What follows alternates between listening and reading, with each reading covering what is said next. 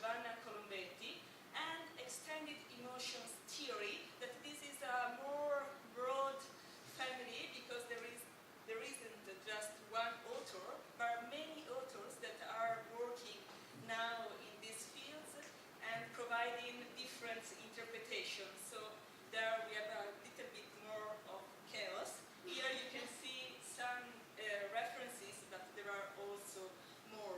I choose these two approaches and theory because I think that they partake the core thesis that is important for me, so to underline the constitutive relation between the whole organism and the environment, and to show that cognition as affectivity appear specifically in this relation.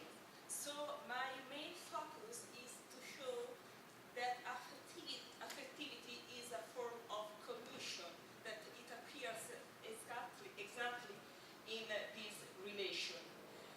So I will skip this part about contemporary trends in theory of emotions.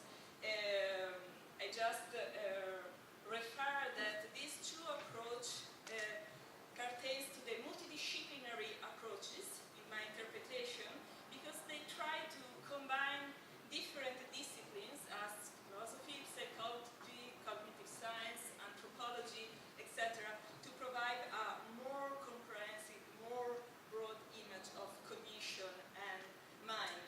In particular, it's important for me to show that these approaches are in some way against cognitivism, but I have to say just in some way, because when we will speak about the standard view of extended emotion that comes from the extended mind theory, we have to recognize that this is a cognitivist, even reformulated approach. But the main, that is also not fine-grained very well, the definition of emotion for cognitivism as emotion as a propositional judgment is denied also by this family.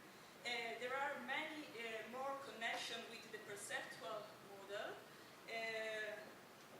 and just to refer the big name of this model, I really like to remember the name of Peter Goldie, that say that emotions disclose values, and this capacity to disclose values came from their intentional attitude to be towards the object, to arrive to the object and make it appear.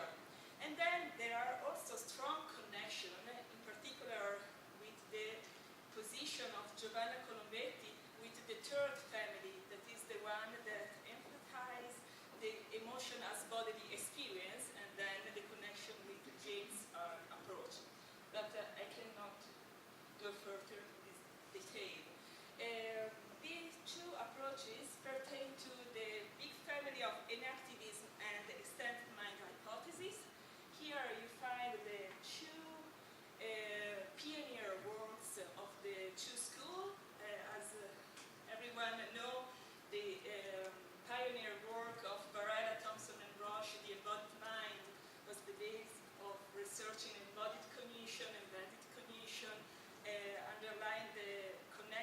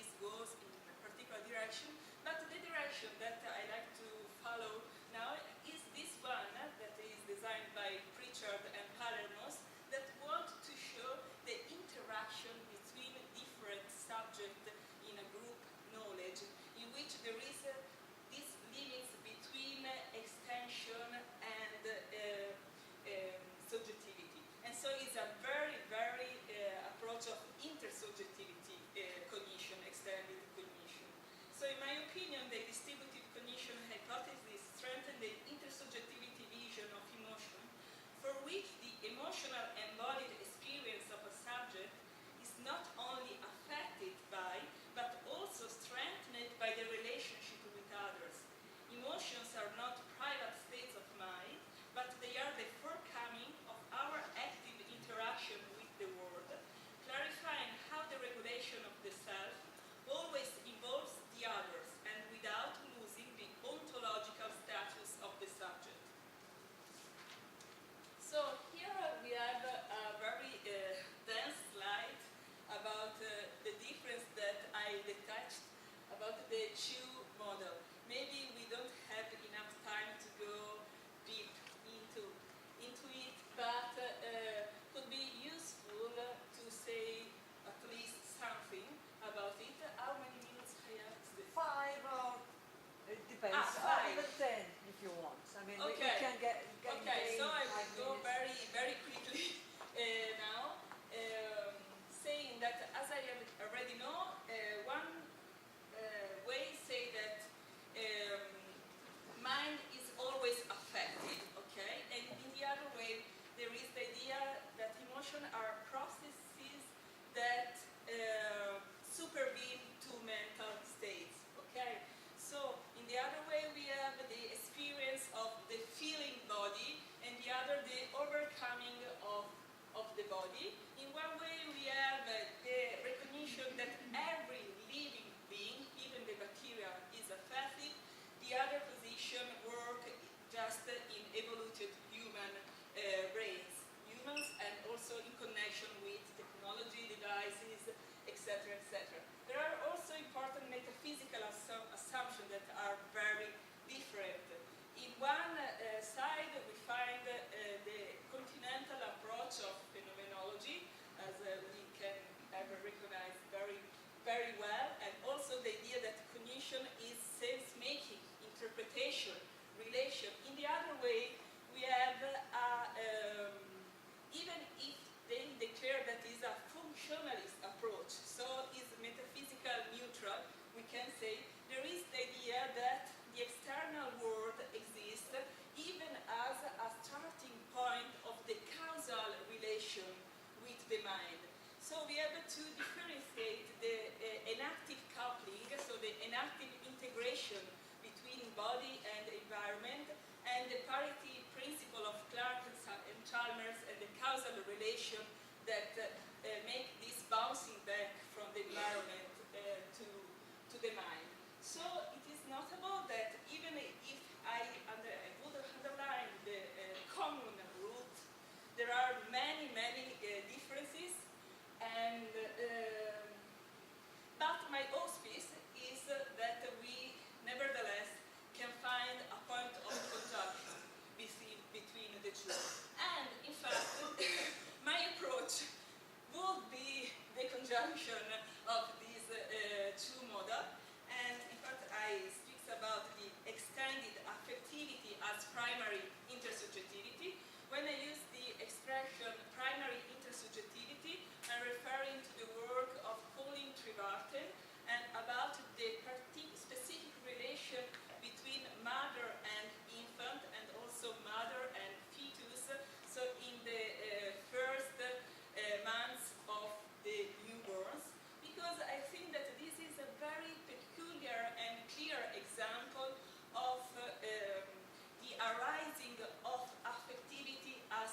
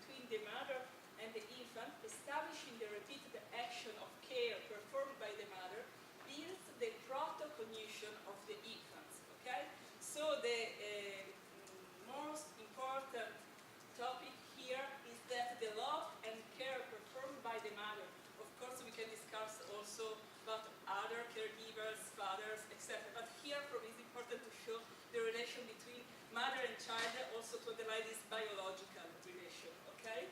With the proto-cognition of the infants, there are studies made by Tregarten, very interesting, showing that also child, 28 weeks child, so born after 7 months and not after 9 months, has this immediate proto-cognition of affectivity with the mother.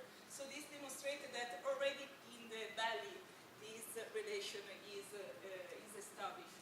So the self-regulation is alteroceptive, it's not self-receptive, and this is a critique to the enactivist approach, because for the enactivist approach there is this autonomy, self-regulation.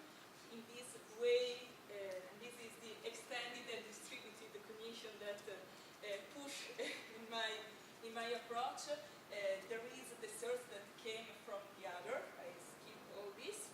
And okay, here I want just to provide you an image of the question that can arise from this approach. I think that the first question that is crucial is to be able to reply to the critics of the representationalist. We have already spoken a bit about this, since for them cognition is representation. But if here I say that affectivity is proto-cognition as primary intersubjectivity, we cannot understand immediately this cognition as representation, even because I want to embrace in this idea also babies, animals, and these are the main question against the standard of the cognitivist approach. But we have to provide a very clear and more powerful reply to them.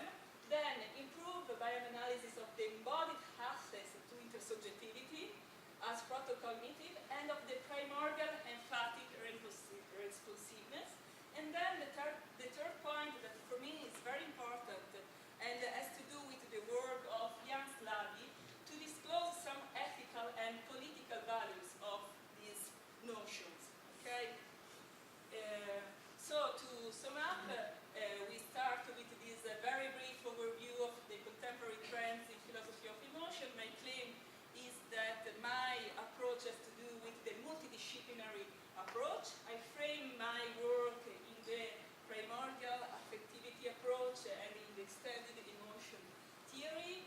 Very quick, I show you some differences between them, and then I provide an example that is very clear for me about the primary intersubjectivity between a mother and child to start to give consistency to this approach of extended affectivity. Thank you.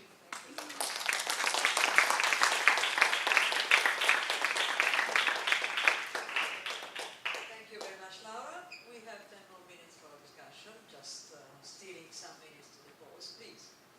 So I really like this account. I'm really intrigued by it. I was wondering if you could maybe tell us a little bit about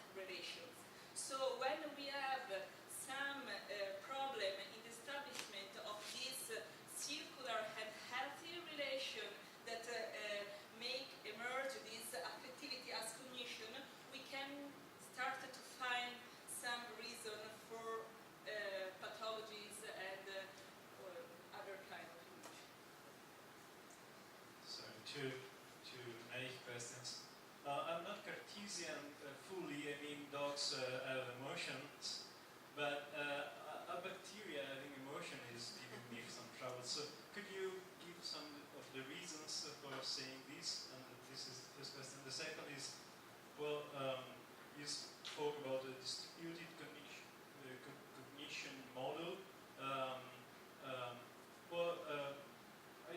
Could you give an example in which this model is working better than the classic model? Because we can say that, or at least I would say that a shared cooperative mutual cognition model is explaining things as well. In a maybe simpler way, so from the point of view of Occam should be taken. So, thank you. Yeah, okay. About the first question has to do with the theory of evolution, biology, etc. There is the idea that the bacterium acting in a particular environment, so acting in a particular environment has to feel in some way the environment, to be able to decide, is the verb is problematic, is decide which patterns to perform. So there is the idea that the structural patterns of action of every living beings need the feeling of the environment to be really performed. There is also an example that I like more about the roots of the tree. So the roots of the tree has to understand the chemical nature of the ground to understand in which way go. If it's better in the left or in the right, etc. And there are also studies very interesting about the communication between roots of different trees in a ground to provide the communication that a very dangerous chemical agent is arriving in this ground.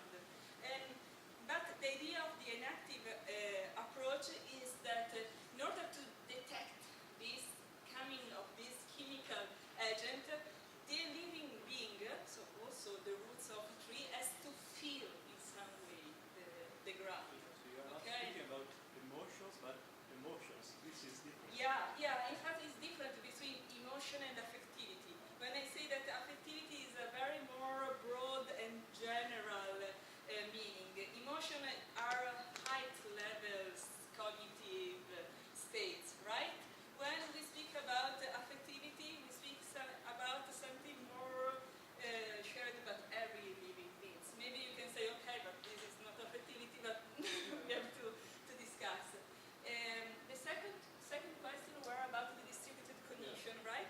Okay.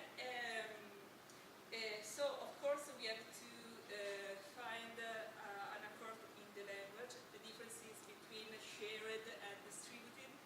I think, in my experience, the best example of distributed cognition is the Socratic dialogue, so dialogical interaction, and in particular in the process of refutation.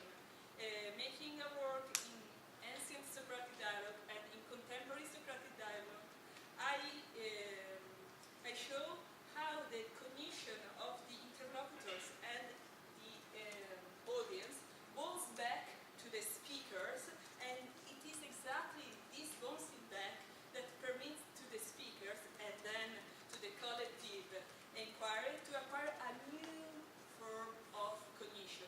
But for the moment I'm just speaking about cognition. But in particular in this process is important the emotion of shame, because the shame as a recognition of contradiction and inadequacy of cognition bounce back and constitute a shameful context that may arise a new cognition. So the difference, I think, that has to do that a shared or collective emotion has to do with emotion that are already there in the group, and the extended or distributed emotion are these emotion or affectivity are these emotions that have the power to produce something new. But of course, this is an analytic differentiation. We can find also other words. Thank you very much for your talk, I'm sympathetic with most of what you said. I was just a bit worried whether the emphasis on the term cognition is not a problem for emotion research or emotion conceptualization. It seems to me that both Giovanna Colombetti and also Andy Clark, which you mentioned, tend to see emotion as some kind of extended cognition. But what is fundamentally missing in all of these cases, this leads also to the problem of bacteria having emotions. What is fundamentally missing is the notion of subjectivity and being affected. So if you take it serious what emotion means or feeling means, then it is not possible to imagine or to conceptualize it without a subject being affected by something. So it's me that is hurting, or me I'm affected, or I'm feeling joy. Not a personal subject, of course, but a basic pre-reflective bodily subject must be included, and that makes it, in my view, impossible to attribute emotions to a kind of cognition, whether extended or not. It's not cognition at all. It includes cognition, of course. Yeah, I have to experience the environment somehow, but to relegate the concept to a kind of cognition is to forget the fundamental fact that emotions happen to a subject. Okay. So I don't think the term cognition is very helpful here. Okay. I can only thank you very much and say that I will think about it